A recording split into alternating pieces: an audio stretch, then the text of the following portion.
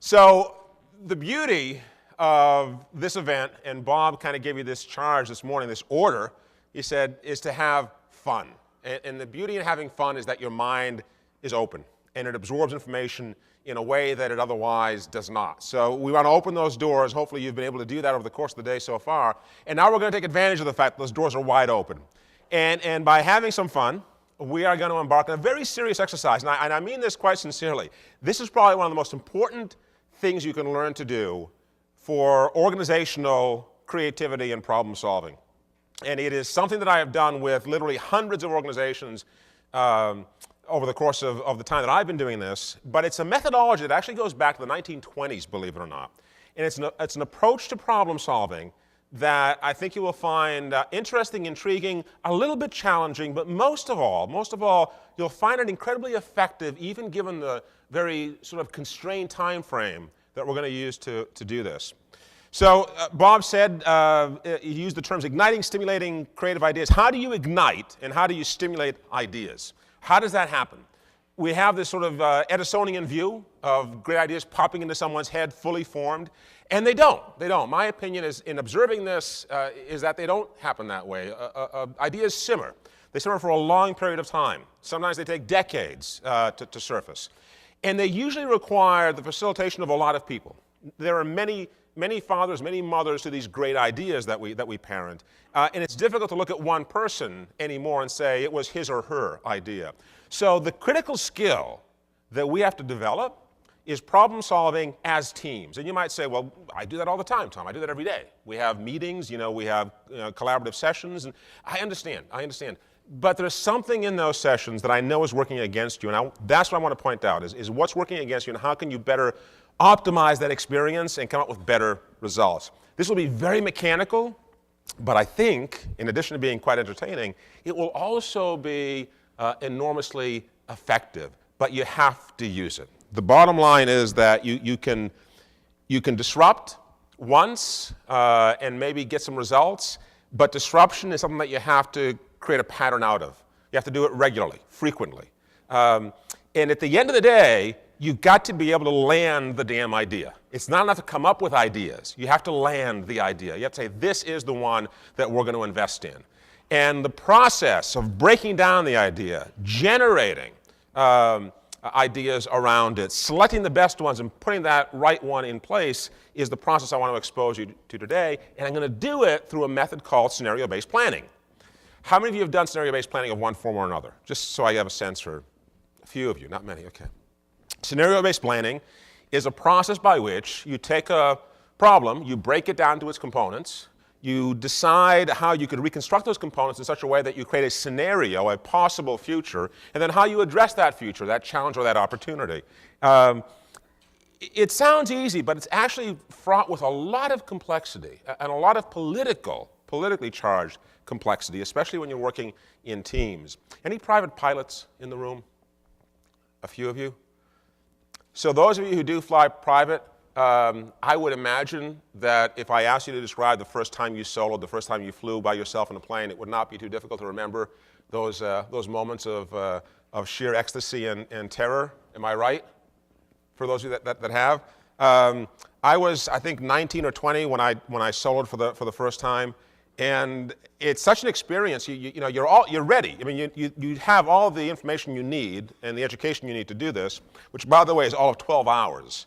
It's funny, we require kids to do, like 40, 50, 60 hours of driving before we'll let them drive on their own. You can fly a plane without being tested after just 12 hours. I'm not sure how that works exactly, but so after my 12 hours, my instructor and I taxied out to the apron, and it was a small little airport. He got out of the plane, and before he closed the door, I remember his parting words to me. He said, Tom, good luck. I haven't lost a student yet. Slam. And you're alone. You're completely alone, right? Yeah, I taxied out to the runway, and off I went. And you remember this as though it was yesterday. I'm looking at nothing but blue skies. I'm taking off the runway. The wheels, leave the ground. And I'm there. I'm in flight by myself. And you have about 13 nanoseconds of pure ecstasy, at the end of which you realize, oh, God, I got to land this thing next. The problem with idea generation is that we get in these meetings and we come up with ideas, and in the last 5 minutes someone says, okay, what's our to-do list? What are our action items? Where are we going to go with this? It's not the way to come up with ideas. Right? The way to come up with ideas is you have to be very critical at some point of the ideas that you're developing. Disruption only works if you make a habit out of it. So I want to teach you a tool by which you can make a habit of disruption. You can not only form ideas, but also quickly land them. And we're going to take on some real problems. I asked the folks at RFI to give me 4 challenges that are real world that you are going to take on here, and in about an hour's time, actually come up with not just new ideas, but land some of those ideas. Actually come up with ideas that you think are worth moving forward with to address these challenges. And we'll do it with a tool called the morphological matrix. Okay, we'll call it the morph matrix. It is a tool that actually was developed in the early part of the last century, around the 1920s. Originally for engineering and avionics work. It was a tool that was intended to help engineers come up with all the possible scenarios, possible combinations that a certain machine, an engine, for example, in a plane, could operate in. So how could the parts work together? How could the fuel system and the engine work together? How could the G-forces and the fuel engine, so on and so forth? How could all these factors that go into a complex aircraft be reconfigured in different ways to optimize the way that the aircraft performed? Taking that approach, you can create a matrix, and it's a matrix, you'll see this in just a second, which actually gives you several 100,000 different ways you can optimize that particular problem. You're not going to do that today. What you're going to do is take the matrix, develop it for each problem, challenge that you're presented with, and then you're going to do something very interesting that will completely diffuse any political energy involved in the team's conversation about possible ideas and solutions. And here's how it's going to work. I'm going to give you a problem, and you each have at your tables some large paper from a flip chart, a sealed envelope, and some markers. One of you will be the person who actually creates the matrix and keeps track, does all the note-taking, keeps track of the formation of the matrix. For those of you, very important, if you're at the back of the room and you're not sitting at a table, you have to get to a table. So once we start this up, there are 5 or 6 open tables up here and a lot of tables that have open seats. Please, if you're in the back of the room, come to a table, just sit down, introduce yourself, and just jump right in. It only works as a team. This is not an individual exercise. I have never, ever, ever done a morph matrix by myself. It doesn't make any sense to do it that way. It only makes sense as a team. So to get the most out of this, if you're in the back of the room, do please come forward. Here's what that matrix looks like. Across the top, you're not going to get a matrix. You're going to build this from scratch. Across the top, we have 6 dimensions. I call these dimensions because what you'll do is take the problem statement, which you'll see in just a few minutes, and you'll ask of the group, what are the dimensions of this problem? And we'll take a few swipes at this with some examples to show you how this develops. What are the dimensions of the problem?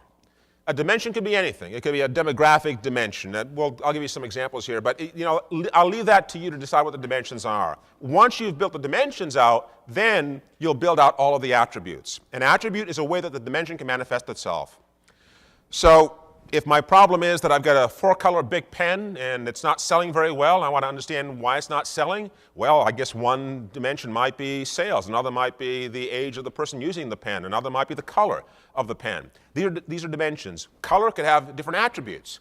It could be pastels, it could be primary, it could be digital color, not real physical world color. So it's up to you how you define the dimensions and the attributes. Something interesting will happen as you go through this, and without giving too much away right now, I want you to go through the experience first. We'll talk about what that is. But don't worry too much about getting it right. It's not so much about getting it right as it is about going through the process, all right? So don't get too hung up on, is this a dimension, is it an attribute? And we'll have facilitators go through the room making sure that you don't get hung up on these things. You've only got an hour, so you've got to go through this quickly. It should take you 15 to 20 minutes to define the dimensions. 15 to 20 minutes to define the dimensions, okay? So I have someone keeping time to keep you on track. And then it should take you probably about another half hour or so, at most, to define all the attributes. The remainder of the time, you are going to now start looking at solutions. And here's the way the solutions work. This is where it gets really interesting. So in my hypothetical example, I am a lighting company. We manufacture different types of lights and equipment for lighting. And I want to come up with a new lighting product or service. So I'm going to look at, well, what are the different ways in which lighting can manifest itself? Well, the dimensions of the problem are lighting has power, it has a shape, it has a light source, it has efficiency, it has some use. It could be an industrial use, a consumer use, a commercial use. It has a certain lifespan. And for each of these dimensions, I now have attributes. So under power, it could be powered from the wall socket at 120 volts. It could be powered from a European source at 240 or an industrial source at 240 volts. It could be cranked by hand. It could be a generator. All of these are potential attributes. Could there be 90 attributes? Of course there could be. Just come up with 8 attributes. If you can't come up with 8, do 7. If you can't do 7, do 6. But don't let yourself off with just 2 attributes. Try to get as much of this populated as you possibly can, because the more you populate the matrix, the more interesting the ideas that come out of it will be. Once I've created my entire matrix, and you see there's a few cells here that are left open, we hit a brick wall on efficiency and use, that's okay. Once I've got it mostly populated, I now start to come up with solutions. And here's where the scenario comes into play. Rather than tell you to apply your intelligence, your knowledge of the problem, your expectation of how the solution should operate, I'm going to throw a complete act of randomness into the process. The difficulty in any scenario-based planning is that we can't factor the unknown into the scenario because it is unknown. By definition, we can't factor it into the scenario. So how do you factor the unknown into a scenario? Well, you can't do it. So let's allow randomness to do it for us. Let's go through each column, and we'll pick a random number. So you'll have a 6-digit number with 1 through 8. For each column, you'll just write out that number, or someone at the table will write out the number. So the number here is 876232, and I'll take the 8th item from the first column, the 7th from the second column, the 6th from the third column, so on and so forth, and I'll stitch those together. I've got a chemically powered, flat-shaped plasma light source, household efficiency, marine use, forever life product. What would that look like? And you're going to say initially, that doesn't make sense. That's right, it doesn't. The future often doesn't make sense. This is the problem with uncertainty. It doesn't look like the past anymore. Right? It is the black swan that we never knew we'd encounter, but suddenly here it is. What are you going to do about it? Well, that's my question. What are you going to do about it? Make a solution out of this. And you can. I mean, in this case, we could just hypothetically come up with a line of roll-up, chemically luminescent emergency lights for leisure boating that can be woven into clothing and emergency equipment and flags on boats. Okay. What will happen as you start to do this, and I want you to come up with at least 2 and ideally 3 random scenarios. Try to work the scenario. Try to work the scenario you're given with the randomness. As you do that, it's okay then to expand the scenario, to merge the scenarios. But what I want you to do is come up with a solution that you believe addresses the challenge in a unique and a novel way. You're going to do all this in 1 hour, and we're going to take a couple of the groups at the end, time permitting, to actually report out on what they've done, to talk about how you approach this, what your experience looked like, and what you've ended up with. I've done this with companies in virtually every industry, from entertainment to insurance and everything else in between, pharmaceuticals, manufacturing. It sounds almost trivial, naive. This can't really create a whole lot of value, can it? Let's see if it does. Suspend your disbelief for about an hour. Enjoy it. Have fun with it. Do it as a team. The facilitators will keep you on track as you go through this. Here are the challenges that you'll be addressing. Each of you has an envelope, and you're color-coded. So depending on which envelope you have, you'll be addressing one of these 4 problems. So the green folks, these are real problems that I want you to take on, and take them on seriously, as though these were really, working sessions where you had to come up with a solution. Right? How will rural communities attract young adults, provide opportunities for them to assume an active role in the community? So look at each of these problems and break it down into its dimensions. You guys ready to do this? Are you ready to do it? All right, you've got 1 hour. We're right on track. We'll facilitate you as we go forward. 15 minutes for the dimensions, all right? So gather your teams up. 15 to 20 minutes for the dimensions. Then you can use the screen as an example of what a matrix should look like. Breaking down the problem. As fun as this is, and as much as I know you'd like to continue doing this for the rest of the day, if I can, let me have your attention, and let's talk to a few of the teams about their experience, and then I'll share with you some observations as well that I had going around the room. First and foremost, you guys did a really good job on this. A lot of times, an hour is a very short period within which to do this exercise, but you're pace was incredible. You understood, what that says to me is that you understood the challenges, that these are familiar to you, you've been here before, you've brainstormed around this. But here's what's neat about this particular approach. It forces you to go where you don't want to go. So if I had you fill out a matrix and I said at this point, just use your intelligence and pick the cells that you think should be stitched together. Any one of you could do that and you'd be happy with the outcome. But you know what? It would be an outcome that you've already thought of, that you've already applied some kind of a filter to. What you did in this case, by randomizing, is you forced yourselves to go someplace, number one, that no one thought to go, that probably seemed a bit absurd at first to go to. But secondly, you diffused the political tension. This was no one's idea. This was a random idea. So of course it could be a silly idea. You could say it was stupid, or you could say it was brilliant. It doesn't matter. And one of the biggest impediments in any team-based brainstorming or creative problem-solving exercise is that political tension. Whose idea was this? Am I going to insult? Am I going to otherwise put this person off? Am I going to play favorites if I use so-and-so's idea as opposed to his idea? And you want to diffuse that immediately, and that's what the morph matrix does. It's an old tool, right? This is not a new tool. This is not something that we came up with because it just seemed like a cool way to do it. This has been used for a long, long time on complex problems. So it helps you to break down the problem and really look at it objectively without bias and then push your envelope of comfort to some areas where perhaps you wouldn't have thought to go. So I've got 3 teams I want to report out. We got 1 team up here. So tell us what your problem was, number 1, the challenge that you were trying to address, and then tell us what you came up with and maybe a little bit about your experience going through this. The experience sucked, by the way. The experience sucked. Okay, well that's okay. You know, look, it's heavy lifting. It's heavy lifting. I don't disagree. You know, you want to get there, you got to put some effort into it. Anyway, go ahead. Well, the experience was great. The question was, how will rural communities welcome diverse ideas, perspectives, and people? And everybody in the team contributed. Good. And we were able to come up with a 6x7 matrix. Okay.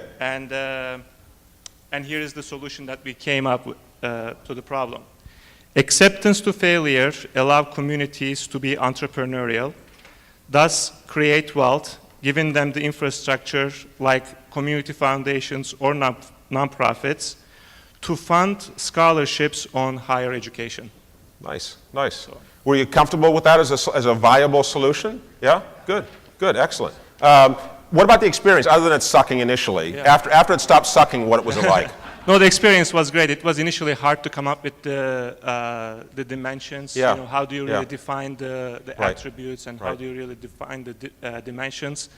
But I think having multiple team members really did allow us to come up with different wordings and really pushed us to see the different pictures. Good, good. And this issue of dimensions is really important because so often we try to solve a problem without having a common vocabulary about the problem. We don't really know what the problem is that we're solving because it's not one problem. It's several different problems that have been somehow stitched together into a single problem statement. So I'm glad you said that. It does help the team to kind of break it down to its pieces so you have a common vocabulary. And then the diversity of perspectives can work more productively that way. Great, excellent, outstanding, well done. All right, we've got two more teams. Where are my other 2 teams? Got one here. Which challenge did you folks have?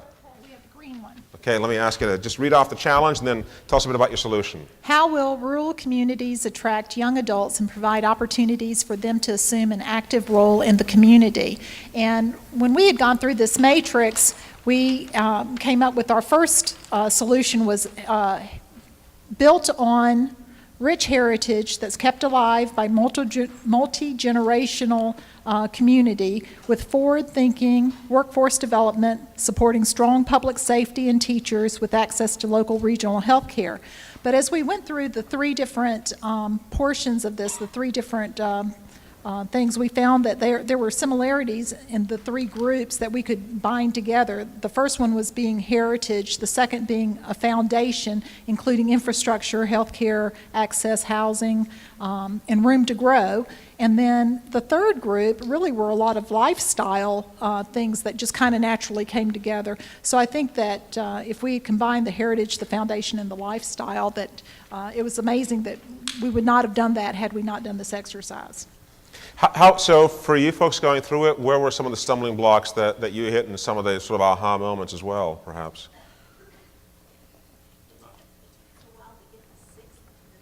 It took a while to get, so you hit the wall at the 6th dimension. Yeah, a lot of folks I saw were kind of getting halfway through the dimensions and then kind of slowing down a little bit. The obvious ones, the low-hanging fruit, are the first 2 or 3. That's often a common problem. But what that says to me is, again, we should understand this problem well enough that we could easily come up with a dozen dimensions. So the fact that we can't means that we need to have a bit more conversation and dialogue about what this problem really is. All right, great. And what you did at the end, by the way, when you do this in the real world, you do it repeatedly. You don't do it just once and then walk away from it for 12 months and come back and do it. It's not like a budgeting exercise that you do once a year. You do it, some companies I've worked with do this on a weekly basis. And they don't expect the result to come out of each week. But what happens is they bring to each week all of the new ideas that came up during the past session. And they sort of build on it over time. So they'll take these matrices and they'll kind of create hybrids off of them. And it's neat to see some of these companies actually take these. I've got one company East Coast that actually takes these and publishes them in sort of a newsletter to show the company how they're thinking about problems. And it creates a company-wide vocabulary around the different problems, which is really kind of interesting to watch that cumulative effect. We had one more team. Let me sneak through here, excuse me. Okay, sorry. Who's the spokesperson here? There you go. Hello. All right. Well, our process was actually very easy because I think our particular team members are the very definition of no idea is a bad idea. So we were very fortunate that we had a lot of good ideas thrown out there, so we were able to fill up our matrix very easily. Our question was the same as over there: how will rural communities attract young adults and provide opportunities for them to assume an active role in the community? So thanks to the random choice selection, we were able to come up with an idea of hosting annual upcycling flea markets that utilize the skills of local artists, promoters, etc., at an accessible location in the community. And we create it as a year-long process whereby folks have to utilize their skills throughout the year to take part in this upcycled event. Very neat. And these folks even created an infographic around this. I don't know why they're not showing you this. You can see kind of a little, is that the path to the flea market? Well, the ultimate goal, which you miss if you follow the conversation afterwards, our ultimate goal is we'd like to get a planet named after our community. We don't really have time to explain how that's going to happen, but that is our. Twig says it's going to happen. That's our ultimate end goal. A very humble group. Yeah, that's great. we're gonna get there. So, yeah. So let's talk a bit about the. Thank you very much, and thank both of these teams for their. Thank you all for your great work. Let's talk a bit about the process. Did anyone else encounter any sort of interesting observations, epiphanies, obstacles, or have comments about the process that they wanted to kind of share with the group? Anything else? Yes. I think in our group, Is that microphone working? Can we grab that one? In our group, we ended up from our random selection with a couple, 2 or 3 of our 6 were what we would initially think of as negatives. How And so? so we had distrust. Okay. And we had the cultural differences, and we had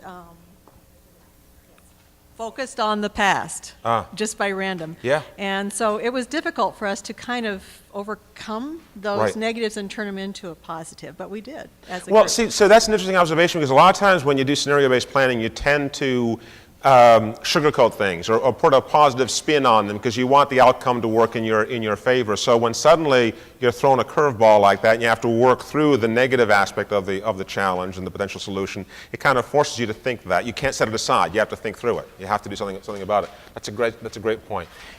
Let me ask you an honest question now. How many of you have ever done this before? Anyone ever done a morph matrix before? Anybody? No. Well, my question is, having done it, how many of you think you're at least going to try to do it again? I'm not asking you to subscribe to anything here. Just we'll try to do it again. Yeah. So at least half of you. This is the kind of thing where over time you don't have to. It's not a religion. Okay. You don't have to subscribe to a certain way of doing this. That's exactly the way that I just presented it to you. It may be some hybrid of this. But what I want you to do is whenever you approach problem solving, I want you to think about, number one, how do I break down the problem? do we have a common vocabulary? Because most often, and it's funny, without regard to size of company, you walk into some very smart, very bright, very large companies, and they've got these problems which they call their grand challenges, and yet they haven't really defined them. They've been out there for so long, they just kind of assume everyone knows what it means. And in a larger company, especially as you bring new people on board, they don't know what it means. They don't have the history and the vocabulary to understand how you got to this point in time. And sometimes that's a benefit, but at least having the vocabulary so that you can have a conversation is not a benefit. You want to have that vocabulary in place. So breaking down the problem always has to be the first step. Always, always, always. The second step is always generating ideas. And it's funny because as you went through this, you struggled a bit with the attributes and the dimensions. It took you a little bit of time. I think you went through it fairly quickly, but you struggled with it. Some of you kind of hit a wall, as we just said. It's so important to do that, to have that brainstorming, but to confine it. Brainstorming without confines is useless. It really becomes a waste of time. So when you get into a brainstorming session, make sure it has bookends. The first bookend is have I broken down the problem, and the second bookend is how am I going to select from the ideas. And what I forced you to do here, and it's a bit unnatural in doing it in 1 hour, but you know what? At the end of the day, if you do this regularly, it doesn't feel unnatural at all. What I forced you to do was to make sure you gave equal time to the breaking down, the generation of ideas, the selection of ideas, and coming up with a final idea. Because that really is the life cycle you always want to follow. If you don't follow that, our natural tendency is to what? Not to break down the problem. That's too hard. Not to select something. That's too risky. Not to shoot down things because then we're going to piss people off. We want to spend all our time brainstorming. And you end up with this, you end up getting together, holding hands, singing Kumbaya for a few hours, and you end up with nothing. You end up with nothing at the end of it. And that is not anything wrong with singing Kumbaya, but in the right context. But in this context, right, you want to have some results to show for your efforts. And there's nothing worse than walking out of one of these brainstorming meetings knowing that you've accomplished nothing, and you'll only come back to it all over again the next time and have the same conversation and have to bring people up to speed on it next time. At least this gives you something tangible, something documented, and it provides some boundaries, some constraints to that process. There is a place you can go online to download a document. So if you go to afterthekeynote.com, you'll see there's a little arrow there on the bottom right, the very bottom right of the page. There's a download link where you can download a short 4-page paper on how to use the morph matrix. It actually describes a bit of where it came from, how it was used, how you can use it, how you can apply it, show some examples as well. We've used this with consulting clients consistently. We developed an admissions, an inpatient, outpatient admissions program for a Northeast hospital with this. Actually, believe it or not, used it to develop a reality TV show pilot. Used it to develop an insurance product in Latin America. I could go on and on. It doesn't have to be just product. Product is easy. My lighting system is easy because it's tangible, so I use it as an example. But it could be service. It could be anything. It doesn't have to be a tangible product. If you do this, do it with some regularity. It doesn't have to be weekly. Even if you do it quarterly, just do it with regularity so it becomes a part of the discipline of how you approach problem solving. Yes? Right.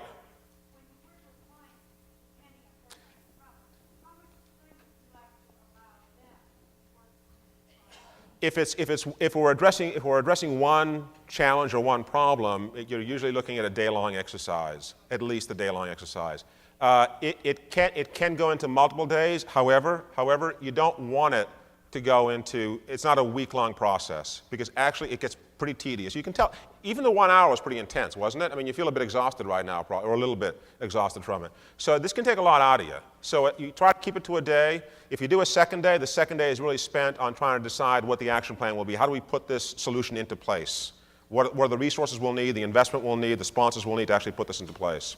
There are other ways you can do this, by the way, where you can put, we've got a spreadsheet that we use internally where you can put weighting factors on the different attributes in terms of cost, effort, investment, risk, what have you. So you can get more sophisticated, but baby steps at first, I think is probably wise. Yes, I'm sorry. I'll repeat the questions if I can hear them, or I'll ask you to use the mics. Any other questions? Yes? You mentioned just a few minutes ago that as opposed to a normal brainstorming session, and I work in the public sector, I'm city planner, I work in the public sector, I work with elected officials. Right. People that the press is sitting there at the meeting, brainstorming in a room with reporters it doesn't work. I can understand.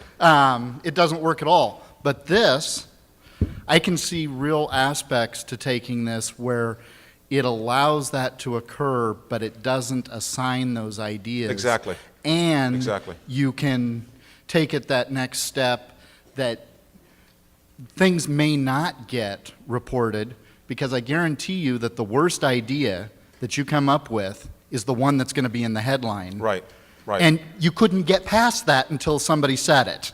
Yeah, that's a really good point. I mean, I can't emphasize enough the importance of being able to take the politics in general, out of the brainstorming process. Because whenever you get into a brainstorming session, there's always a pecking order, and people will play favorites. They'll try to appease in certain cases. They'll be dismissive of people when they want to, for whatever reason, be punitive. And that plays a huge role in the ideation, and it shouldn't. It really shouldn't. And what you noticed here, hopefully, as well, none of you are, I wouldn't, from what I've seen so far, I wouldn't characterize any of you as quiet people, per se. But you will end up at these meetings where there are folks that are just quiet. They kind of just retreat into the background, because what's happening is folks are volunteering complete ideas. And they don't feel they have the clout, the authority, or frankly want to invest of their political capital to submit an idea. With this, you don't have to worry about that. You know, you're submitting an attribute, a dimension. So it does bring everyone into the process. And it's ideal for, as I said at the outset, for team-based brainstorming. Sir? Yeah, Joe Sertich from Minnesota.